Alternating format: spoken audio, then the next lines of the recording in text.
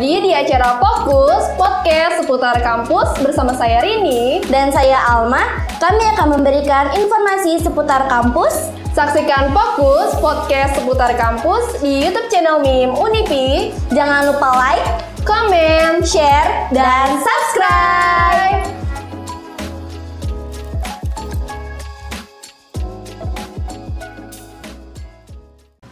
Hai Sobat Media, kembali lagi di acara Fokus Podcast seputar kampus. Bersama saya Siti Almayada dan kebetulan banget nih kita kedatangan tamu yang sangat spesial dari kakak HMSI kita. Boleh dong Kak, perkenalan diri dulu. Oke, baik. Izin memperkenalkan diri, nama saya Nazario Dilimat Ventus, ya mahasiswa aktif Universitas Insan Pembangunan Indonesia semester 5, ya jurusan Sistem Informasi Fakultas Ilmu Komputer. Oh ya, sebelum melangkah lebih jauh nih Kak tentang HMSI, boleh nggak sih Kak jelasin apa itu HMSI? Oke, jadi HMSI itu merupakan salah satu himpunan nih ya yang ada di Universitas Insan Pembangunan Indonesia, karena di dalam sebuah universitas itu biasanya ada himpunan. Nah, kita di HMSI ini menghimpun para kawan-kawan semua yang ada di jurusan Sistem Informasi mulai dari semester 1 sampai dengan semester akhir begitu. Jadi bisa dibilang ini merupakan perkumpulan dari anak-anak SI lah begitu. Iya. Oh ya, kebetulan banget nih Kak, aku juga dari Sistem Informasi. Wah, kebetulan berarti kita satu frekuensi lah ya. Iya. Musik-musik bareng lah ya. Aku juga ikut loh HMSI-nya. Oh iya. Berarti satu grup kita ya? Iya. Kebetulan banget kan. Iya. Nah, sebelum itu boleh nggak sih Kak, Kakak kan menjabat sebagai ketua umum ya di HMSI. Boleh nggak sih jelasin apa aja job desk sebagai ketua ini di HMSI? Oke, mungkin secara gambaran umum menjadi ketua itu ya sama ya untuk job desk-nya, kita mengayomi untuk kawan-kawan yang lain, mengayomi para pengurus yang lain, karena di dalam HMSI juga kita ada berbagai divisi gitu, dan setiap bulannya juga kan kita sering mengadakan sebuah rapat. Jadi ya seperti itu, kita mengontrol kinerja-kinerja daripada divisi-divisi. Ya mungkin kalau misalkan di sebuah organisasi itu pasti harus ada ketua lah. Itu kalau misalkan di dalam bayangan saya menjadi ketua itu ya seperti menjadi nahkoda gitu, karena sebuah kapal itu pasti harus ada nahkodanya. Kalau misalkan nggak ada nahkoda ya kapal itu akan nggak jelas arahnya. Iya, bener banget. Oh ya, sebelumnya nih di HMS ini kan pasti organisasi ya. Iya. Ada divisi-divisinya nih. Iya. Boleh nggak sih jelasin ada apa aja di dalam HMS itu, divisi apa aja dan job desk-nya masing-masing? Oke, yang pertama mungkin itu ada sekretaris ya. Kita ada sekretaris, ya sekretaris biasalah yang mengurus surat-surat, yang surat masuk keluar dan lain sebagainya. Kemudian kita juga ada bendahara. Ya mungkin kita udah ngawam lah ya sama bendahara itu seperti apa. Pokoknya ya ibu-ibu yang nagih duit lah gitu ibaratnya. Ya kemudian kita juga ada divisi litbang. Jadi litbang itu penelitian dan pengembangan, yang dimana biasanya kawan-kawan litbang itu mengisi materi-materi yang biasa kita adakan di beberapa proker kita gitu. Kemudian juga kita ada divisi danus. Danus itu dana dan usaha. Mungkin kalau misalkan mau saya deskripsikan secara singkat, danus itu merupakan sebuah UKM dalam UKM. Kenapa? Karena di danus tersebut itu menciptakan sebuah sesuatu yang mungkin bisa kita katakan kalau di HMSI itu ada namanya gantungan kunci, itu bisa kita jual. Kemudian dana hasil daripada itu bisa masuk lagi ke dalam uang kas gitu. Kemudian ada lagi yang namanya Kominfo, yang mungkin kita tahu lah ya, Kominfo itu ya tugasnya mungkin ngedit-ngedit flyer, banner dan lain sebagainya. Gitu Kak. Oh ya, sebelumnya Kakak kan sebagai ketua umum nih, gimana sih cara nge-backup semua ketika lagi ada acara gitu, lagi ada event, atau gimana cara Kakak membagi waktu? Oke, membagi waktu. Kalau misalkan untuk membackup beberapa kawan-kawan yang lain, seperti poin yang tadi saya bilang di pertama, kita di HMSI sepakat di kepengurusan tahun ini bahwasanya di setiap bulan itu kita akan mengadakan yang namanya rapat bulanan. Sehingga di rapat bulanan tersebut kita akan merevisi kawan-kawan yang lain. Misalkan dari sekretaris, kita tanya satu-satu, dari sekretaris ini kesusahannya apa gitu selama 1 bulan ke belakang. Contoh misalkan mereka kesulitan terkait dengan surat menyurat untuk proposal, atau misalkan dari Kominfo nih misalkan ya kan, mereka kesulitan karena device mereka kesulitan gitu ya, karena nanti kita akan pecahkan secara bersama gitu. Jadi di dalam sebuah organisasi saya juga yakin bahwasanya kalau misalkan kita menyelesaikan secara bersama-sama pasti akan selesai seperti itu sih. Tapi sebelumnya nih ya Kak, namanya juga karakter sifat nih orang-orang Iya. kan beda-beda. Ada nggak sih ada beberapa yang agak susah gitu untuk Iya. di-handle? Nah, kalau itu sih menurut saya balik lagi ke dalam sebuah apa ya karakter pribadi daripada seorang ketuanya ya gitu. Iya, Kalau benar. misalkan saya pribadi sih lebih ke pendekatan secara pribadi dulu gitu. Kita ajak, ayo nih apa namanya ada kesulitan atau enggak, atau misalkan selama beberapa minggu ke belakang beliau nih kurang aktif begitu ya kan. Ya. Kita tanya dulu secara personal, kita pendekatan secara personal begitu. Baru nanti ketika misalkan ada yang mau beliau ceritakan, baru nanti saya terima sarannya gitu. Mungkin seperti itu. Oh ya, sebelumnya untuk para mahasiswa baru nih mungkin yang bakal ngeliat video ini, yang kalian mau masuk jurusan sistem informasi, jangan lupa nih tonton dulu YouTube ini supaya bisa kenalan dengan ketum HMSI kita, Kak Nazario ya. Semoga kalian tertarik untuk masuk ke jurusan kita. Oh ya, sebelumnya dengar-dengar mau ada bootcamp ya? Oh iya benar, iya benar banget. Jadi di periode kali ini ya untuk proker pertama kita ya teman-teman, mungkin teman-teman semua banyak dari mahasiswa juga yang mau nonton ya. Jadi kita mau mengadakan bootcamp juga Kak. Iya. Nah bootcamp ini kita adakan pada tanggal 9 Maret sampai dengan 31 Maret begitu. Dan bootcamp ini kita adakan secara online teman-teman. Jadi teman-teman gak usah harus ke kampus, teman-teman gak usah harus naik motor hujan-hujanan, nggak perlu. Teman-teman bisa belajar di mana aja, ya kan, hanya menggunakan entah laptop, entah juga handphone teman-teman. Teman-teman bisa mendapatkan materi-materi yang pastinya berguna banget teman-teman. Ya. Oh ya, kebetulan bootcampnya itu tentang apa sih Kak, kalau boleh tahu? Nah untuk bootcamp sendiri kita untuk tahun ini kita mengangkat JavaScript sih Kak gitu. Jadi kenapa? Karena menurut saya banyak banget nih keluhan dari teman-teman SI terutama gitu ya, yang ngomong ke saya, Kak, ini saya belum bisa ngoding Kak gitu kan.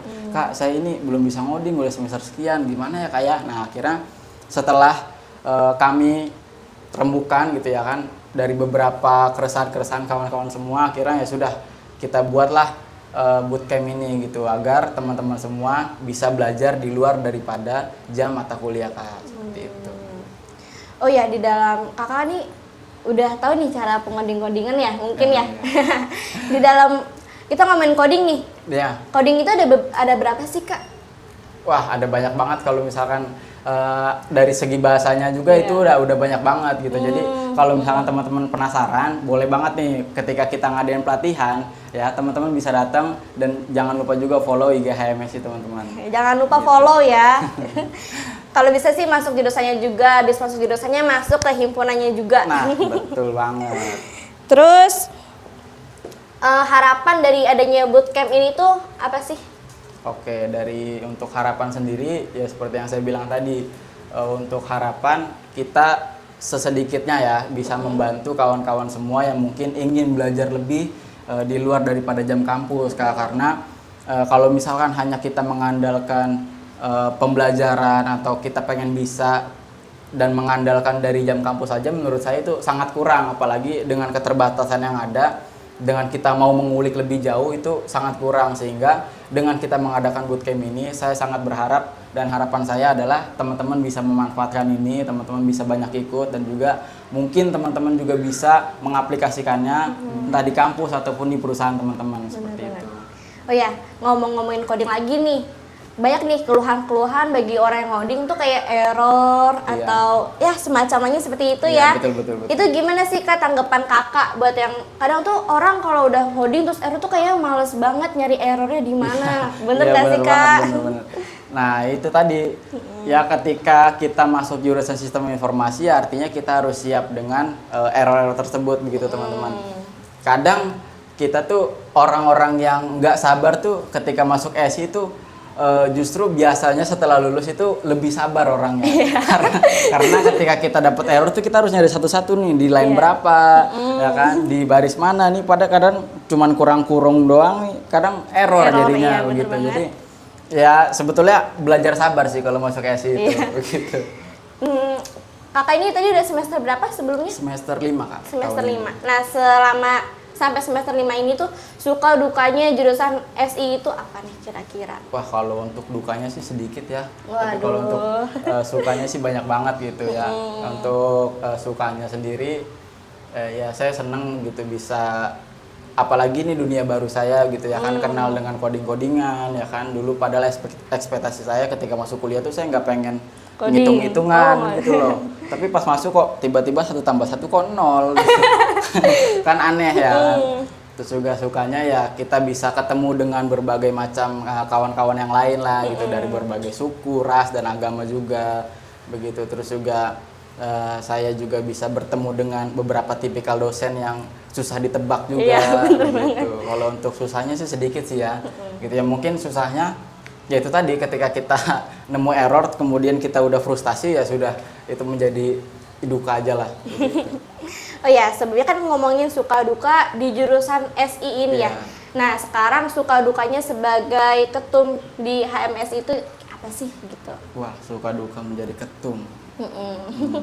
Berat ya.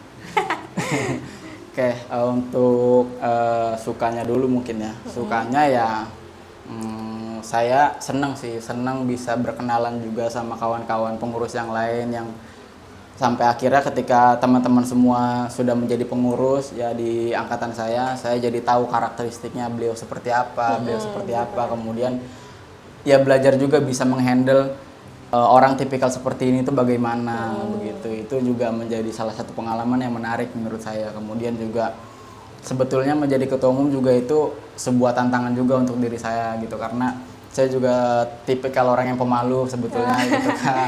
Ya jadi ya ini sebuah tantangan sih, dan ya saya suka gitu sebuah tantangan, jadi akhirnya ya sudah jalani gitu. Kalau untuk dukanya ya itu tadi, yang menjadi seorang ketua ya berarti harus rela berkorban lah intinya. Iya, bener banget Begitu. tuh. Menjadi Sebagai ketua rela, ya. rela berkorban banget pokoknya, ya harus siap capek, ya harus siap ngadepin anggota yang mungkin agak kurang aktif, sehingga kita yang nge-handle, ya harus mau untuk kita yang turun tangan begitu. Wah, itu menjadi duka yang mungkin sulit sih dilupain gitu.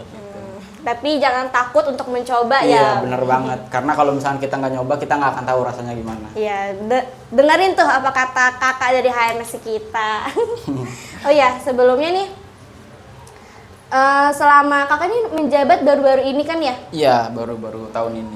Kan kepikiran menjabat itu gimana sih kak? Kayak pengen lah gitu. Kayak punya tertarik kan, sebelumnya kakak ini punya rasa pemalu gitu ya, mungkin introvert gitu ya. Oke, kenapa saya mau menjadi ketua umum? Karena yang pertama ya itu tadi, saya mau menantang diri saya gitu. Karena jujur dari SMP sampai SMK saya aktif di beberapa organisasi. Terus beberapa orang juga banyak yang support untuk ya udahlah ayo jadi ketua gitu. Cuman dari dalam diri saya kayak enggak deh, kayaknya emang bagusan dia daripada saya gitu. Ada rasa insecure gitu, ada rasa malu kadang gitu. Cuman ya itu tadi gitu, saya pengen ngelawan sebuah tantangan tersebut supaya ya masa iya sih gue udah kuliah masih ngandelin orang kan gitu. Itu yang menjadi sebuah tantangan, sehingga akhirnya tantangan tersebutlah yang menjadi sebuah pecutan sih untuk saya seperti itu. Terus dapat panggilan nih dari teman-teman MIM kayak mau diundang ke podcast itu. Wah, gimana tuh? Agak deg-degan sih ya, karena baru pertama kali juga nih ditanya-tanya soal yang formal begini. Kan biasanya kita duduk bareng nongkrong, apalagi sama Kak Ajeng kan, ketua umum dari MIM, karena kita suka nongkrong segala macem. Tiba-tiba dipanggil nih untuk podcast, wah dengan pertanyaan-pertanyaan yang lumayan juga gitu. Nah, sebelumnya buat kalian jangan pernah takut ya untuk mencoba belajar dari kakak Nazario ya, kakak HMS kita. Oke, baik, sampai di sini saja perbincangan kita bersama Ketua Umum HMS kita yaitu Kak Nazario. Terima kasih sudah menyempatkan waktunya untuk hadir di podcast seputar kampus atau Fokus, dan terima kasih sudah menonton video ini sampai akhir. Sebelumnya, jangan lupa like, comment, share, dan subscribe. Dah semua.